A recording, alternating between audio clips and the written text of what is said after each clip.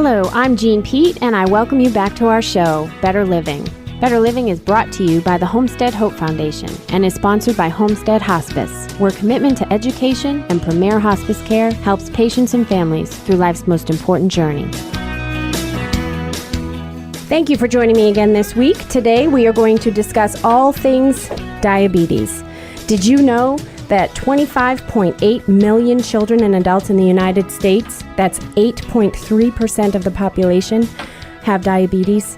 It's a problem, and we need to talk about it. We're going to talk about the warning signs, complications, symptoms, and more on the statistics and how you might be able to help yourself lessen the effects of diabetes or lessen your risk of getting diabetes. So today I'm here with two very important people to discuss this topic. The first person that's with me today is Dr. Anthony Captain. Dr. Captain is an internal medicine physician out of Calhoun, Georgia with Calhoun Medical Group. And I'm also here with Michael Schwartz, who 3 years ago was diagnosed with type 2 diabetes and has a remarkable story to share with you and is actually paying forward to folks who are fighting diabetes and wounded veterans, and we're going to tell his story as well. So welcome. Thank you for joining me today. Thank you. Thank you, Jenny. So, Michael, let's start with you. Let's talk about your story a little bit and why you're here today and why you wanted to come on the show and talk about your story and what you're doing. Well, simply put, I did 22 years in the Navy, and while you're on the active duty in the military, they have a very stringent physical fitness program, of which I did very well at. When I retired from the military, I thought I don't have to work out anymore. I can just take it easy. And over the course of 12 years, I gained a considerable amount of weight, and I didn't feel bulletproof anymore. And once I started feeling ill, I went to the doctor and just told her that I wasn't feeling very well and wanted a checkup. And a couple weeks later, she called back and said, unfortunately, you are a diabetic due to your lack of exercise and your poor diet. And I pretty much said, so you're telling me that I've become fat and lazy? And she said, yes, in layman's terms, yes. And that and really fat and lazy was very frustrating. Equal diabetes. Absolutely. It was the direct cause of it. Now, I do have a family history of diabetes in my family, but I truly believe that I accelerated that process by lack of exercise and poor diet. And what was the result of that? What happened? I started feeling ill, lethargic. I started feeling these rushes in my body that just weren't normal. What do you mean rushes in your body? I just felt like my body had a metabolism change, and it just felt awkward. I felt almost like an unbalance in my body, and I just knew that something was wrong. And so I got a hold of my family practice doctor and did some lab work, and sure enough, it came back that I was type 2. And since then, you've really taken control of this diagnosis, and we're going to talk about that in a little bit. And I hope that you are a motivation to the folks listening today, because at 18.8 million diagnosed and 7 million undiagnosed in this country, for a total of 25.8% of million children and adults. Sorry, I can't talk today. But 25.8 million children and adults in the United States with diabetes. That's a problem, that's an issue, and we have got to do something about that. So I want to go to you, Dr. Captain. Is this typical story? Do you hear this a lot? Do you see this a lot? Yes, Jenny, we do. That's one of the more commonly diagnoses that we have in my practice. As far as diabetes is concerned, it is one of the most inherent issues that we face with our patients. Type 2 is a more common one, as Michael talked about. We do see it commonly diagnosed happenstance, meaning that a lot of times they're not even experiencing some symptoms. And they come in, they do a physical, and they're, lo and behold, there they are. And they're shocked. So before we go further into type 2, because that's what we're going to talk about a lot today, because we have some control over that one. Let's define diabetes. What exactly happens when you are diagnosed a diabetic? Sure. What does that mean? Well, diabetes is kind of a metabolic disorder. It involves two different components. One is where you have decreased production of insulin in the beta cells lying behind the pancreas. It's a pancreatic disease. The second part of it is when the insulin is produced, it's not sensitive. The tissue is not sensitive to the insulin produced. It's sort of like an insulin insensitivity. And so those are the two main components of diabetes. Beyond that, there are other issues involved, such as genetic disorders, certain genetic diseases involved, from childhood autoimmune diseases that involve causing diabetes. There's also diabetes related to people who take steroids, for instance, glucocorticosteroids, people with emphysema, patients that have rely upon steroids for treatment, and it's glucocorticoid-induced diabetes. So there's various forms of it, but in terms of the actual the mechanism and the actual aspect of it is that it's either related to beta cell production, lack of insulin production, and or insulin insensitivity. Okay. And those are the two main causes. So I was reading in preparation. So there's type 1, type 2, and then people can also get it as a form of gestational diabetes. That's correct. And type 1, there's not really a lot we can do about that. Our pancreas just doesn't produce insulin, which would break down the sugar. So our bodies fill up with too much sugar in our bloodstream. Did I get that right? In a simplified fashion. In a simplified fashion, that's correct. And that used to be called juvenile diabetes. Okay. That was the old nomenclature. Or insulin requiring insulin-dependent diabetes mellitus. That was the old one. Now we're type 1, and that's correct. More of a congenital nature, usually occurring in childhood. There's a form of that occurs in adulthood, an autoimmune form of it, but nevertheless, type 1 is juvenile. Okay. And you're born with it, your pancreas isn't working, doesn't produce the insulin, you're on some medications, but you can still live lifelong with type 1 diabetes. Is that right? Or does that shorten your life expectancy? Well, the answer is that as far as type 1 diabetes, sometimes you're not exactly born at the very beginning of birth, but it does form in childhood. In terms of longevity, there have been studies that indicate that longevity is reduced with type 1 diabetes, unfortunately. Mainly, I don't think it's so much related to the fact that there's not treatment out there to help modify it and help as far as reducing the symptomology and the comorbidity problems. But I think it bears an issue of noncompliance by the individuals being treated, because they start at such a young age, and when you get into teenagehood and such, there are burgers and pizzas and Cokes out there that just beckon their name. And unfortunately, that's one of the more common issues involved with any type of diabetes, and particularly if you start at a younger age, is compliance. Yeah, and we're going to talk about that because that's where Michael's story is so impactful. Okay, so type 2 diabetes, is it safe to say, or am I dramatizing this, we really do that to ourselves? That's correct. We're an obese nation. When you have close to 80% of the people, with obesity in some form or fashion, in terms of early onset, in terms of mild obesity to morbid obesity, that speaks volumes in terms of what it leads to causing, and that involves, in this case, diabetes. And therefore, yes, we do it ourselves. We know we're a fast food nation. We see them on every corner, and unfortunately, it has a lot to do with our diet. And I was shocked when I was reading the statistics, because I know older folks have diabetes. And it's something like 26 or 7% of the population over 65. And I knew that. But what shocked me was people over the age of 20.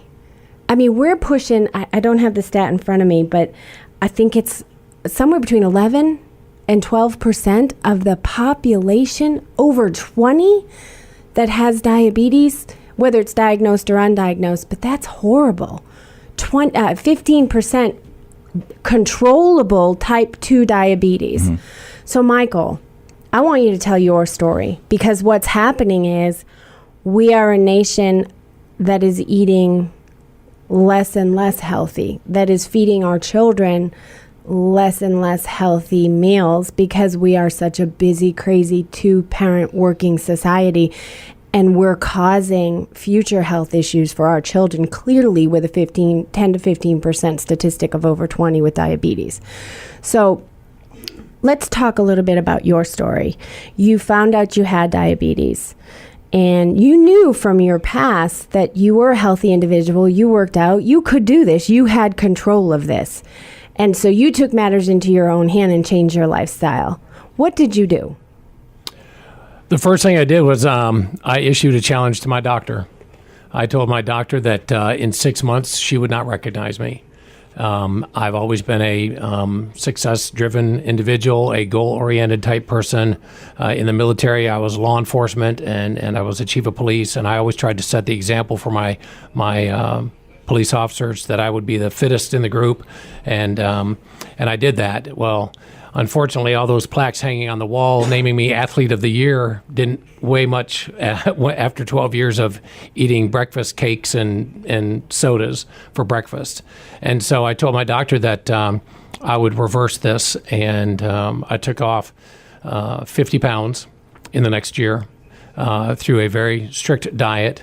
I have not, to this day, had a sweet in 3 years, as of today, as a matter of fact. I haven't had a carbonated beverage in 2.5 years.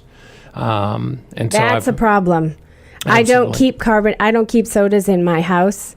I do a lot of other things wrong with my children's diet, but that right there, I think, leads to, it's pure sugar. There's nothing good about it. And people get soda addicted, kids especially. Absolutely. I found that was the hardest thing for me to break the habit of. The day that I walked out of my doctor's office and said, I will never eat another sweet. Matter of fact, my daughter made me a birthday salad instead of a birthday cake this year. They know not to buy me my favorite candy for Christmas anymore. It's just not a part of my life. And I did not miss sweets after about 30 days. But I would kill for a carbonated beverage on ice right now, 3 years later almost. And so that's been the hardest thing for me to fight off, is that carbonated soda. And, I just kind of want to bring this down to the typical public as well, because this is amazing what you're doing. I mean, that is truly a disciplined individual. But I can tell you as well, I lost 70 pounds as well. And we talk about it a lot on the show, because it seems like absolutely everything I learn doing these shows every week, no matter what it is, it all goes back to living a healthy lifestyle. And we just don't quite get it. But folks, when I started, there's no way I was disciplined enough to cut it all out. I couldn't just go cold turkey to exercising every day, eating healthy every day, doing the right thing every day. I want folks out there to know, look, because I try to motivate people I know in my circles as well. Just walk. Just get up and walk your neighborhood. Walk it once, if you can walk. And then challenge yourself. Walk it twice. We have a park that went in my area, Kennesaw, Georgia. Once around is a mile. Once around, I was winded. Then it was twice around. Each time around is a mile. So I got up to 2 to 3 miles a day, and all I did was walk. And first you walk slow, and then you walk faster. And then it was a brisk walk where I was moving my arms, and I could start to see definition in my arms. So folks, please, Michael is a huge success story. He's fit, he's healthy, and we're going to talk about how that has affected his diabetes diagnosis. But I want each and every one of you to just think about one thing you can change at a time.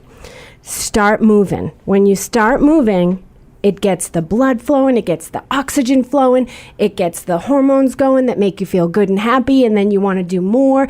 Then you can start changing your eating habits as well. Dr. Captain, what do you recommend for your patients that come in that you see, okay, you're a type 2 diabetic? How do you help them get started on the regime? Sure. I concur totally. It starts with diet and exercise, and that's a cliche, but that's where it starts with. Carbohydrates are the key, and lack of carbohydrates or reduction of carbohydrates are the main component. We are a fast food nation, and that's just the bottom line. We're a quick fix, quick food. What can I do? We're busy schedules, children, and so on. And the answer is, well, take time to make it healthy. If you're going to have fast food, get something that's grilled, broiled, or baked. Get something that's chicken related, or something, stay away from the red meats and such like that. That being said, as far as the diet's concerned, I tell my patients the carbohydrates to eliminate as much as possible, whether it be in the form of potatoes or breads, whether it be pasta or pizza, anything that's carb related, to kind of reduce it as much as possible. And that has really assisted their weight loss. Even if you don't lift an inch to exercise, that alone, just by dieting, will help reduce your weight. The exercise component, I totally agree. Most patients are able to exercise. Some are not. Some have heart disease. Some have problems with circulation or vascular disease, and it prohibits them from exercise. Well, those patients, I tell them again, whatever you can do. If it's not something you can do with your legs, get something, maybe whether it be elliptical or something, a chair or something that you can utilize.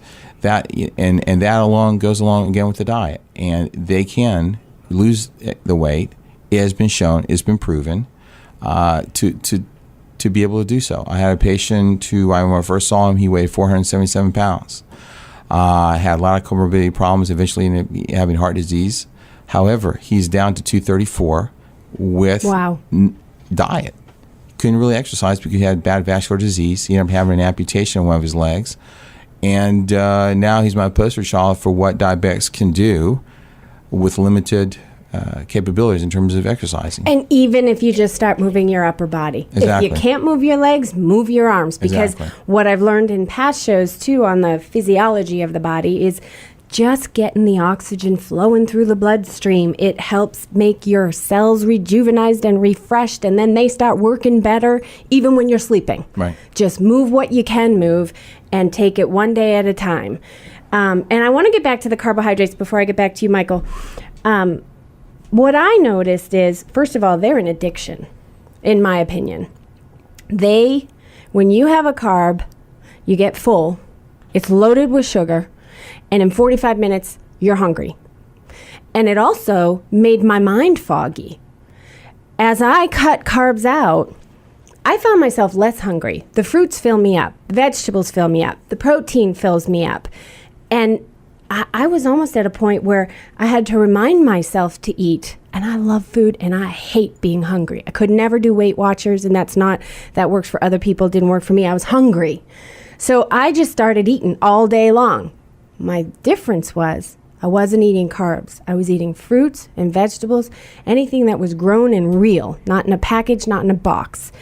And it filled me up. And then all of a sudden, my mind got clearer. I felt sharper and more energetic.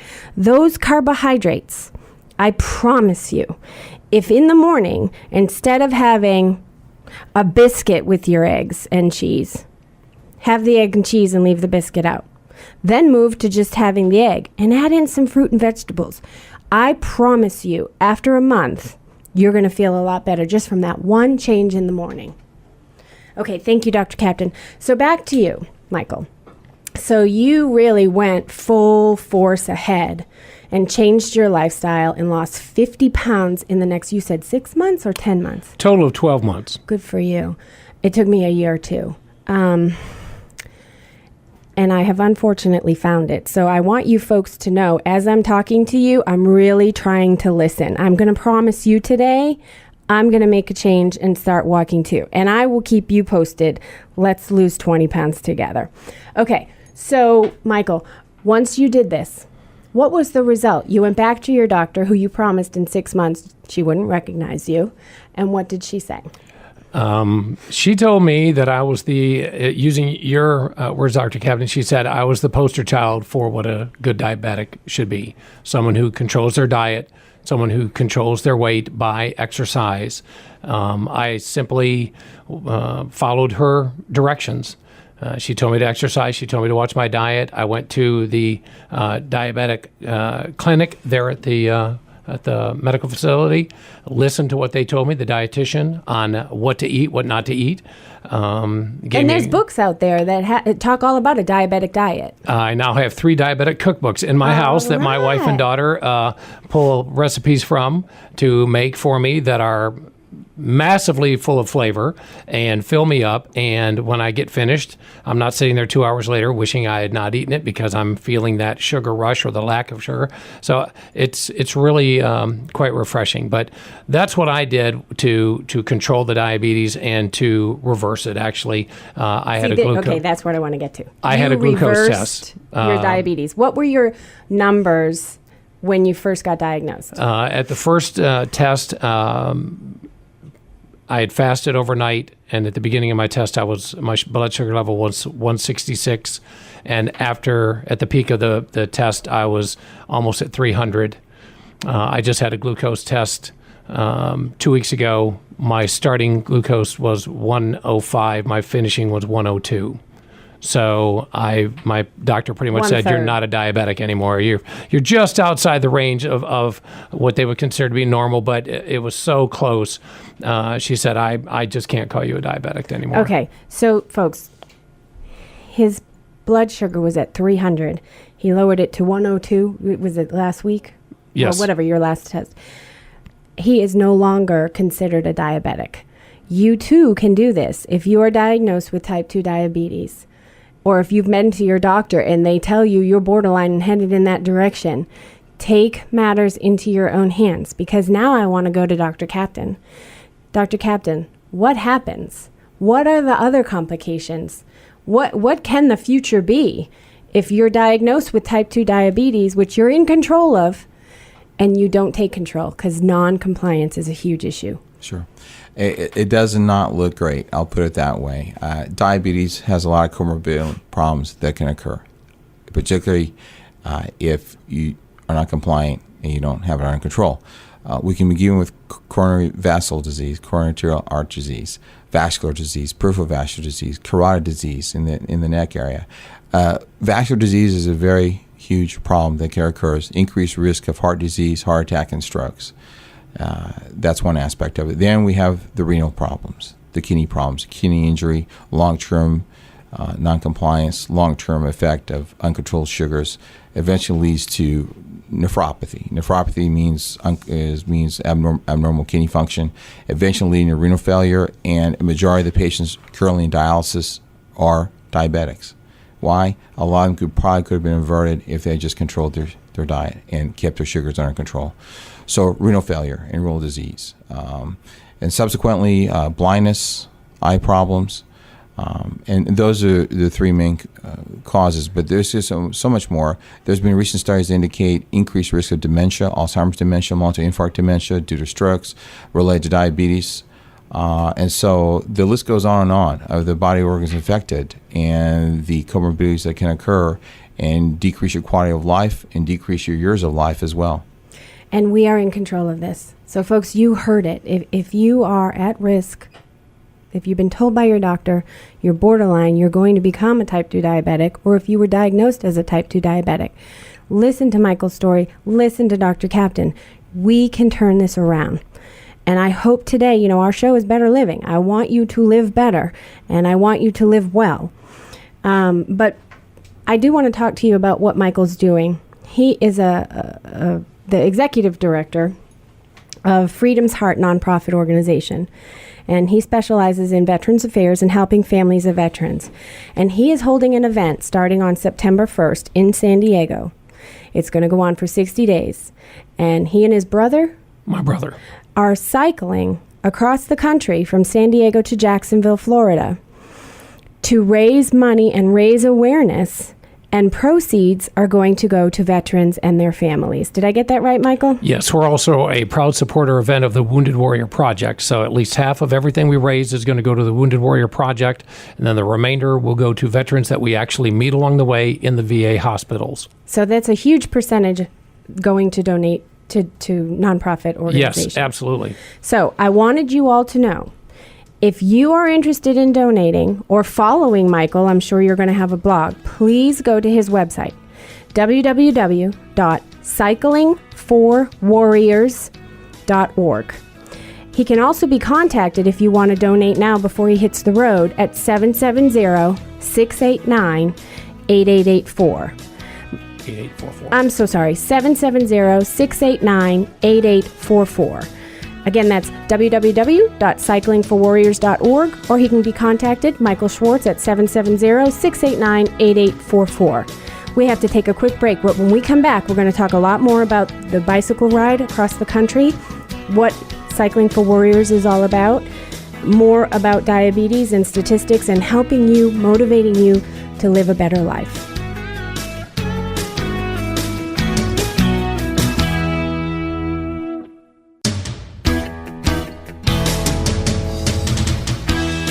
Hello, I'm Jean Pete, and I welcome you back to our show, Better Living.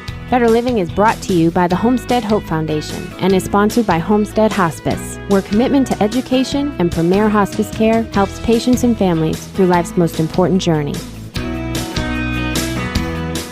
Thanks for staying with us. Again, I'm Jean Pete, and I'm here today with Dr. Anthony Captain, internal medicine physician, and Michael Schwartz, executive director of Freedom's Heart Nonprofit, and we are talking about diabetes. We talked at the first half hour of the show about the three major types of diabetes, which is type 1, type 2, and gestational. Gestational is temporary, usually diagnosed in it is diagnosed in females that are pregnant, and it typically goes away after the baby is born. However, they are at greater risk for getting diabetes later in life. So what we've spent most of our time talking about is type 1 and type 2 diabetes. Type 1 diabetes is when the pancreas does not make insulin for your body, and type 2 is when the cells of the body can't use the insulin right, and there's too much sugar that ends up in the blood. We talked a lot about type 2 diabetes and how we can be in control of that, and we can reverse the effects of that, and we can actually, if we do it right, not be diabetic anymore. So we talked a little bit about warning signs, about complications. Dr. Captain told us it can lead to blindness, heart disease, kidney disease, amputation. It can also lead to dementia. There are ties to that now. And we talked about Michael's story. Michael, 3 years ago, was diagnosed as a type 2 diabetic and has since lost 50 pounds and is cycling across the country to raise awareness, and profits will go to veterans and wounded warriors. And so I just want to recap. Michael, do you want to talk a little bit about when that starts, how long that's going to be? Give people information if they want to help you in your cause. I'd love to. Cycling for Warriors is going to be an event from September 1st through the end of October, depending on the wind and the rain, to determine the exact final finishing date. We are going to start on September 1st with our Wheel in the Ocean in San Diego, California.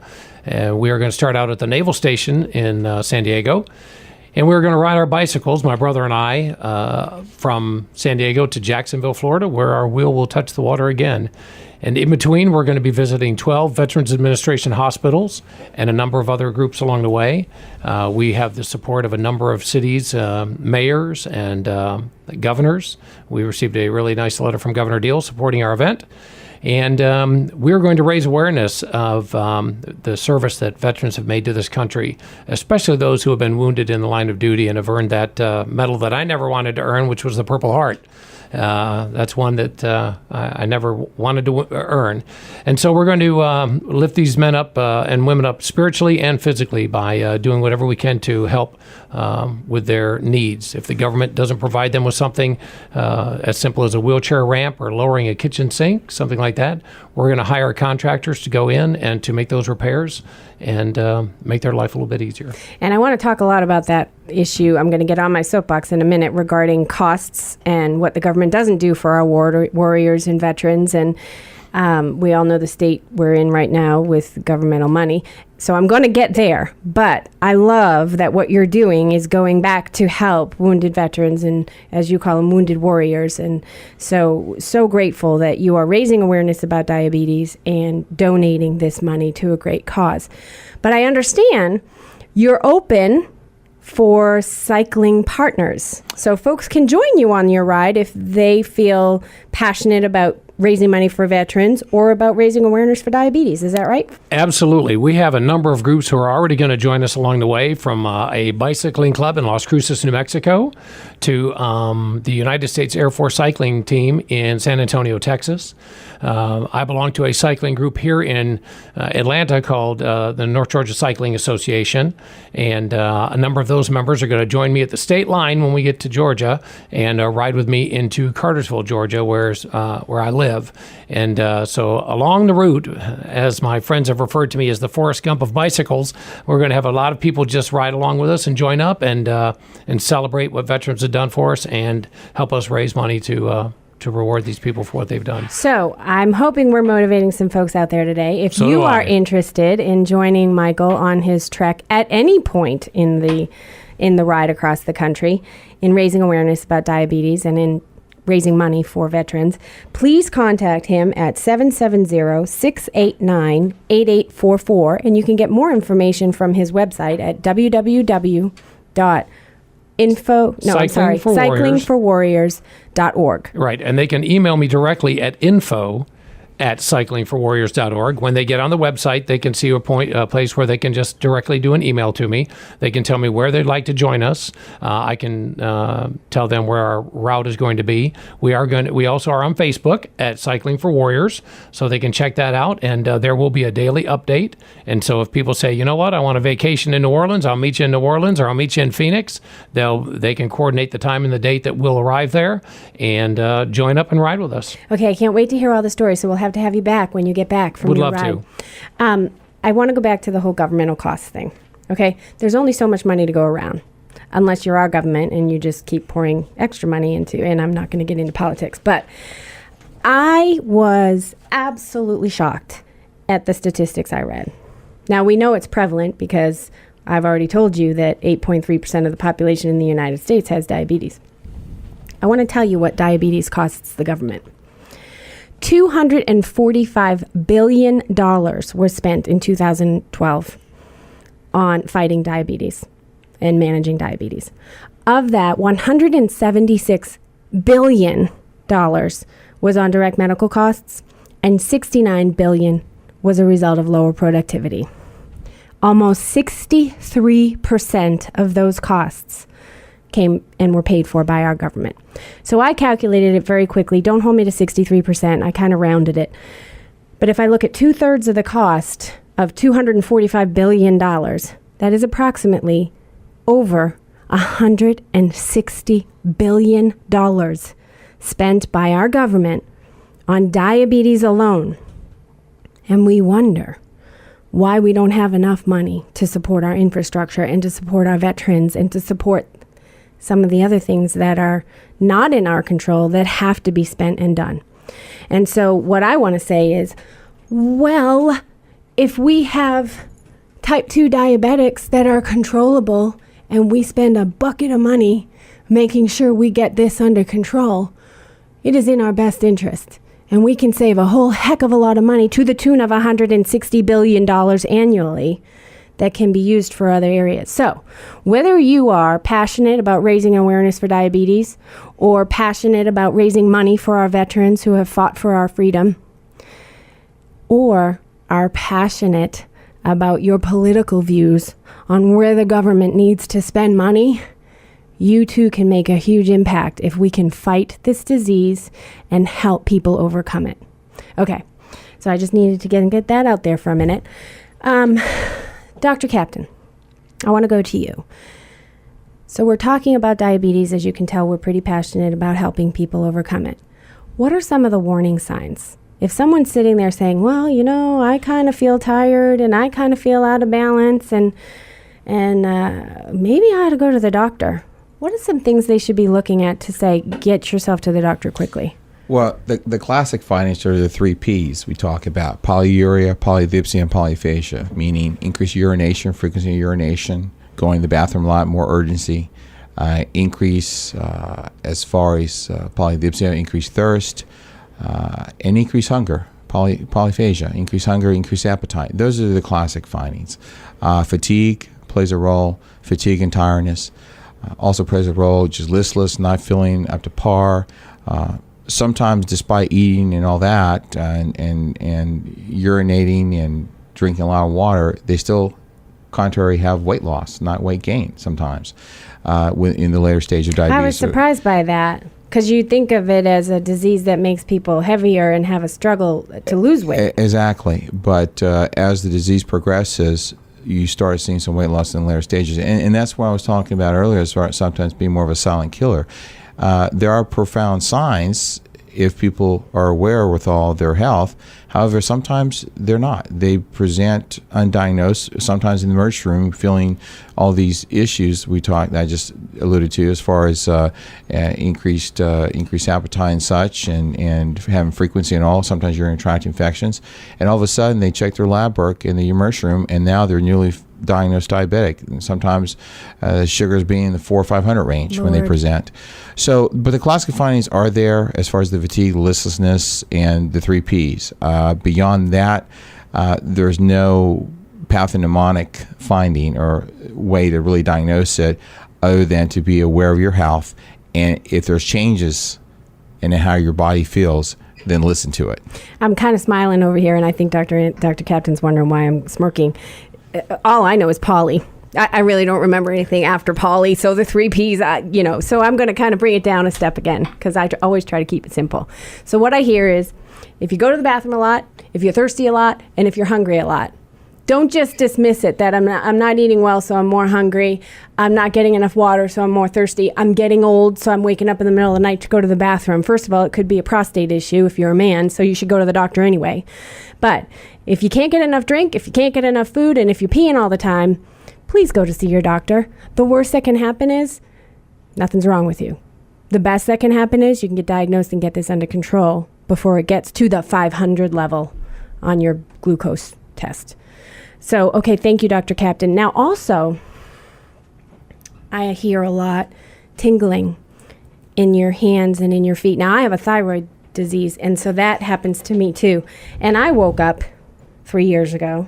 There must have been something in the air 3 years ago with you and me. And I had terrible tingling. My thyroid was out of whack, thank God, and I didn't get diagnosed with diabetes, but that is another prevalent sign because your circulation's off, right? I'm not sure why, but if you have tingling in your hands and feet, that's another sign, right? It can be. And again, it's not necessarily the early stages of that. That's a neuropathy. It's a normal nerve function. It can involve particularly the lower extremities first, but also the hands. Of course, the hands, you worry about things like carpal tunnel syndrome and other things that can mimic. But by and large, that's one of the other organs, which nerves are an organ in the body, a huge organ. Nerve damage can incur from long-standing diabetes and uncontrolled. And you have numbness and tingling, sometimes pain, unrelenting pain. And that could be a serotonin sign. But usually that's more later stages when they've had it for a while. But it can occur as well in early stages. But typically it's more profoundly seen in the uncontrolled, undiagnosed stage. And the sad thing is everything can be dismissed. You can dismiss everything. Oh, my vision is blurry because I'm getting old. Yeah. Or I have tingling because I'm not moving enough or whatever. But yeah, that's true. But you could also have diabetes. Exactly. And there we go again. People just don't want to go to the doctor sometimes. Maybe the economics has forced them to not have insurance. Whatever the reason may be, I think if your body is telling you something, please listen. And, we say we don't have enough time. And I am a product of this. And in the last year and a half, I have really fallen off the wagon. So I've got to get myself up by the bootstraps, too. I hope you will do it with me. But here's my story. Okay, I'm too busy. I'm a single mother. I have to work for a living. I work long hours because I need job security, so I need to make sure I do a good job. There's no time to exercise. There's no time to do this. I need to make money. But then as I'm reading these statistics, at $245 billion a year, if you're diagnosed, first of all, your medication costs are going to go up. Second of all, you're going to have to take time off to go to the doctor. Third of all, your productivity is going to go down. Fourth of all, you could lose work and not get paid for it. And you know what? You can't keep pushing that off to the future. We need to do something about it now. So I'm going to implore you all who can walk, who can move your legs, walk your neighborhood. For the next 7 days, just walk once around your neighborhood. And then next week, walk twice around your neighborhood. And then the week after that, walk a mile. That's all I'm asking you to do today. And I promise you, I will do it as well. Except I'm going to make myself walk 2 miles a day, at least 5 days a week for the next 3 weeks. And I'll let you know how I do with that. Okay, so Michael, what else have we not talked about? What else do you want our audiences to know? What's important to you? You wanted to come today and raise awareness and share your story. What else do they need to know?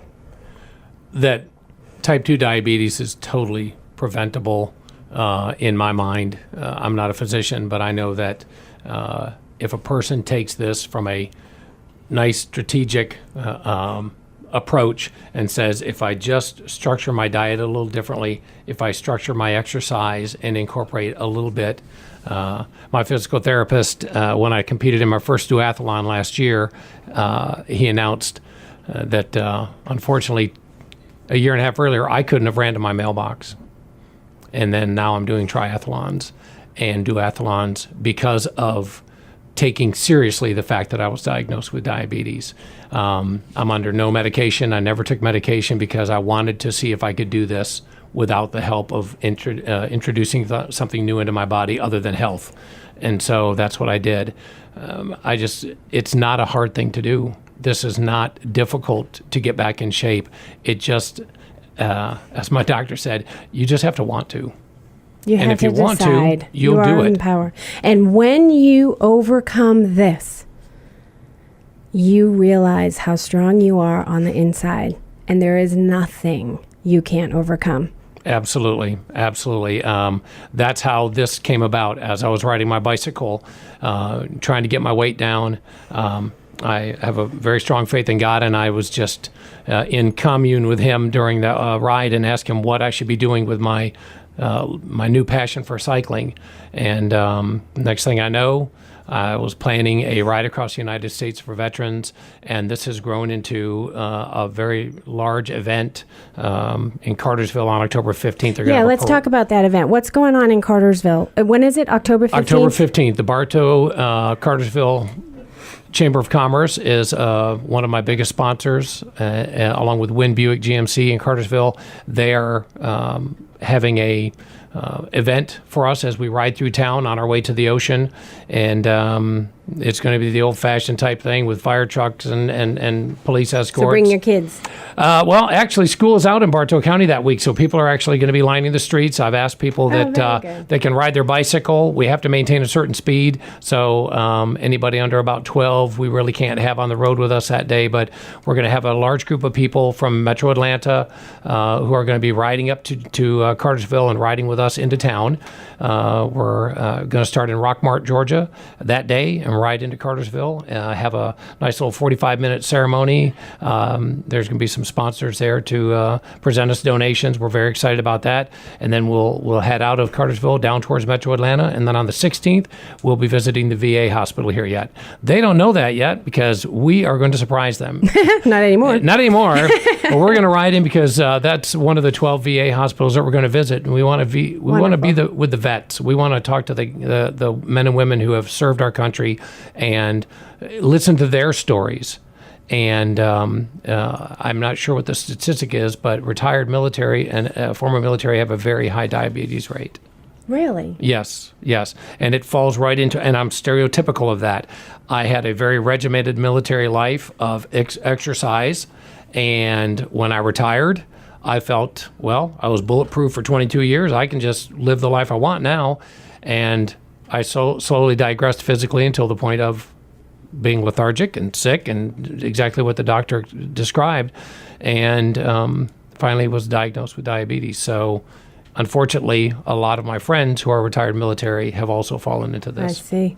Okay. So, Dr. Captain, let's get some folks' resources. Where do you recommend people go to learn more about how to live with diabetes, how to live a more healthy life, and hopefully lower their sugar levels? Sure. Well, first of all, start with their physician's office. The physicians, most of us have access to the web. There we can print out material for them. We have material ready for them, booklets as well, cookbooks, diet books, and so on. That would be a start. As far as the web is concerned, we're the internet highway. You can Google diabetes and a wealth of information pops up. The American Diabetes Association has a wonderful website that allows you link into, again, diet, exercise routines, talks about diabetes, the risk factors involved, the aspect of how to manage it, how to treat it, insulin therapy, and so on. So the ADA has a wonderful website. There are other links involved with diabetes. And that's just www.ada.org? .org, I believe. Okay. I believe. Don't quote me on the Try.com as well, www.ada.org or www.ada.com. I believe it's .org. But nevertheless, that's a very good website and very profound information. And then it has links. It has links to other websites. It has links to as far as dietary, calorie count diets and so on. But is it the calories that's most important? What's most important if someone wants to try to just make a small change that can grow exponentially larger? What is the number one? It's sugar. Well, I think one affects the other. A low-carb diet will reduce your calorie count. I mean, simply said, a typical diet to lose weight, 1,800 calories and below, typically. That if you really are taking it to heart that you want to lose the weight, but also watch your carb intake. And by watching your carb intake, by watching all these foods that we alluded to earlier, you will lose the weight. And even if you don't lift a leg to exercise, just by changing your dietary lifestyle, that will help you, get healthier and watch weight reduction. But the calories are just one aspect of it. And like I said, you watch the calories. They're calorie diets that you follow. But in earnest, it's the foods, the type of foods you eat. It's the amount of food you eat. And not only just the amount and types, but when you eat. One of the big things we find is with some of our patients is that it's not the amount they eat, but when they eat. They'll skip breakfast and lunch, and all of a sudden they'll have a huge dinner and munch throughout the night. And your hips love that, don't they? And they go to bed. There's no metabolic reduction. There's no metabolism at that point. They're sleeping. That's stored as fat and carbs.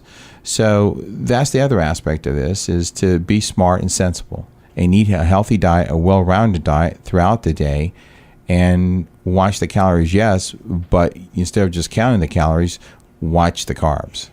Absolutely. And I know that firsthand.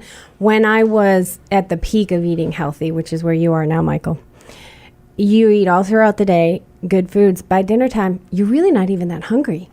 You're really not. I promise you, for folks who need to lose weight, you can diet and not be hungry.